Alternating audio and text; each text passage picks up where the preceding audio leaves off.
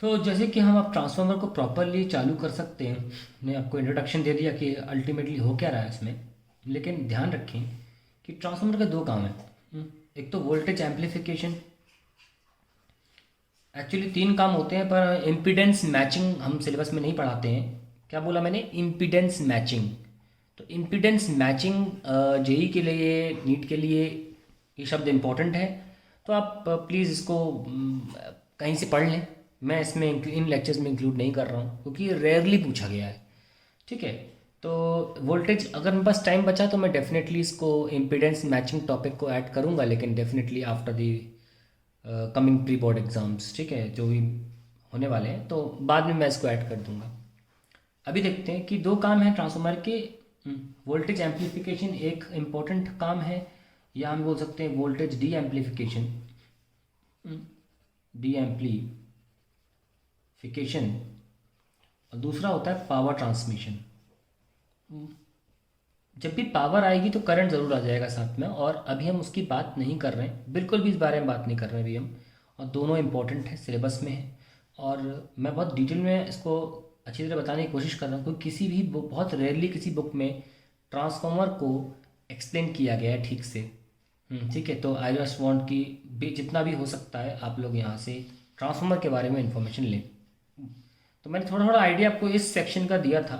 अब हम उसको पूरा खोल के बताएंगे। हम फेरोमैग्नेटिक कोर क्यों बनाते हैं, पहले हम वो बताना चाहते थे, ताकि हम जब डायग्राम बनाए तो ये ना हो कि ये कोर आया कहाँ से, ये यानी कि ये चीज़ आई कहाँ से। पावर ट्रांसमिशन भी हमारे सिलेबस में बहुत इंपॉर्टेंट है, बाद में देखेंगे। पहले इस सेक्शन को कवर कर लेते दोबारा, जो भी हमने पढ़ाया था उसको अब डिटेल में देखते हैं। लेट अस सी। तो हमारा एक ट्रांसफॉर्मर है।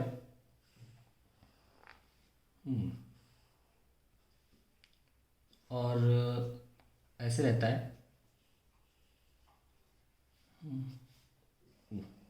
इस तरीके से।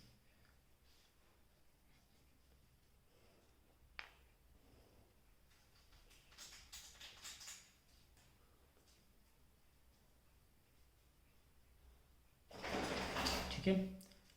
और इसको एक सिंगल लोहे का ब्लॉक नहीं लेते हैं, बहुत सारी प्लेट्स ले लेते हैं और उन्हें साथ में वेल्ड कर लेते हैं। लोहे का ब्लॉक नहीं होता है, काफ़ी सारी प्लेट्स लेके साथ में उन्हें वेल्ड कर लेते हैं।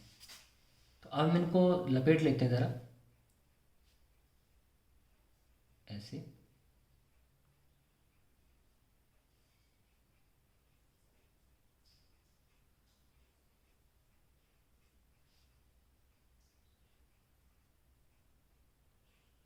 ये हमारा इधर का जो पोर्शन है, हम उसको ऑल्टरनेटिंग करंट दे रहे हैं। ठीक है। और इधर का जो पोर्शन है, हम उसको कनेक्ट कर रहे हैं लोड से, ऐसे। बिना स्विच ऑन किए भी लोड से कनेक्ट किया, स्विच नहीं ऑन किया। ठीक है। तो ये जो हमारा कोर है, ये सॉफ्ट आयरन का बनता है। हमको रीज़न पता चल चुका है क्यों बनाया जाएगा, कि फ्लक्स यहीं मेंटेन रहे, जितने छल्ले यहाँ हैं उतने छल्लों से यहाँ गुजरे। ठीक है ना। तो हम प्रोसेस पूरे लिख लेते हैं कि ऑल्टरनेटिंग करंट इज फेड। तो पहला हम क्या काम कर रहे हैं, वोल्टेज एम्पलीफिकेशन। ठीक है। पहला स्टेप क्या, alternating current is fed to primary windings. Primary windings. दूसरा step, by self induction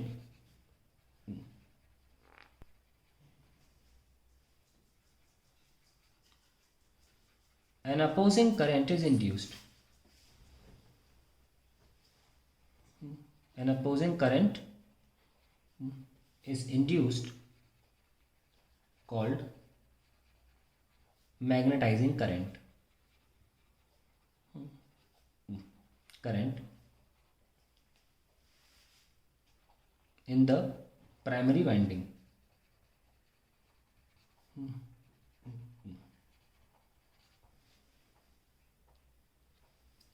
In each primary winding.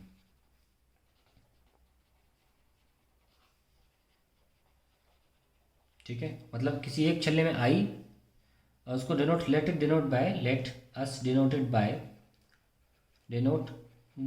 Bye IMAG। ठीक है, तो अगर हम एक छल्ले की बात करें तो एक छल्ले में IMAG है, दो छल्लों में 2 IMAG होगा, तीन छल्लों में 3 IMAG होगा, लेकिन IMAG बोल रहे हैं। ठीक है, which has a small magnitude, which has a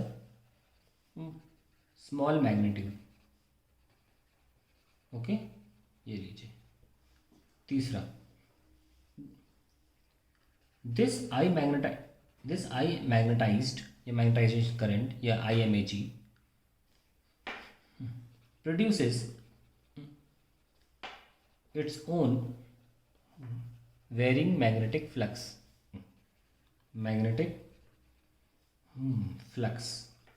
अब एक टर्न में एक IMAG है ना, तो उसकी वजह से एक ही फ्लक्स होगा पर टर्न। ठीक है, magnetic flux phi B।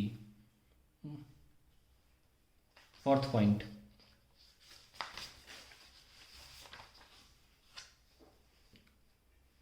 Due to this varying flux,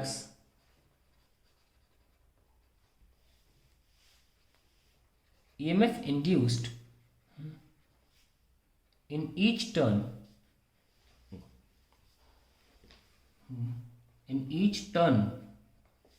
is equals to minus का d∅dt।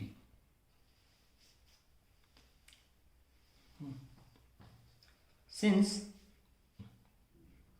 the core is made up of ferromagnetic material,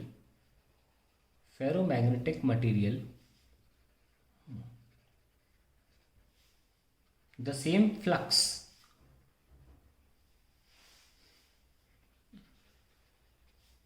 travels to secondary windings and induces the EMF E is equals to minus d∅dt, that is of same magnitude।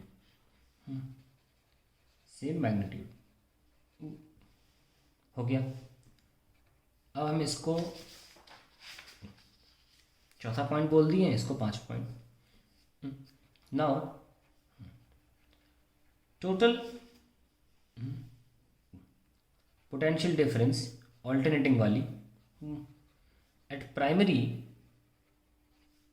Will be Vp equals to minus का n times या n times minus d∅dt,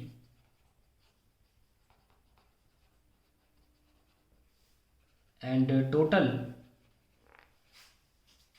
भाई EMF तो scalar quantity है ना, एक छल्ले में अगर माइनस d∅dt होगा तो दो छल्ले में 2 d∅dt होगा, तीन छल्ले में 3 d∅dt होगा, क्योंकि ये स्केलर क्वांटिटी है, नॉर्मली ऐड कर दिया। And total potential difference alternating at secondary will be Vs is equals to Ns minus d∅dt equals to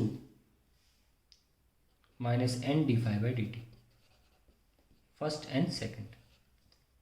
अब हम इनको डिवाइड कर लेते हैं, फर्स्ट एंड सेकंड इक्वेशंस को। Dividing the first and second equation, 1 divided by 2, we get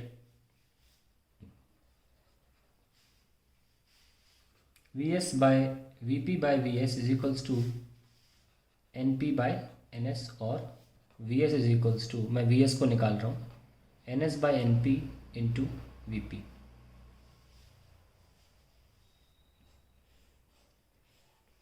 अब हमें amplification मिल रहा है कि डी एम्पलीफिकेशन मिल रहा है, वो देख लेते हैं।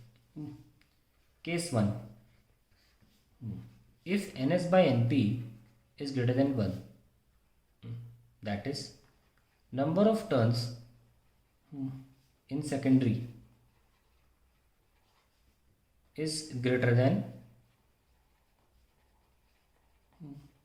number of turns in primary. Then voltage at secondary will be higher। तो हमने क्या किया, at input वोल्टेज लेसर है और at आउटपुट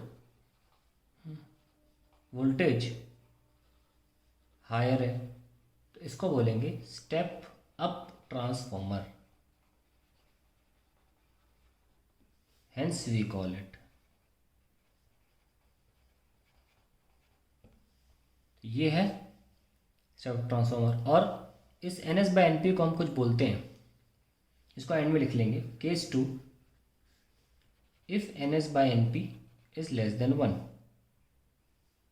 तो इसका मतलब क्या हुआ, it's a step down transformer, step down transformer.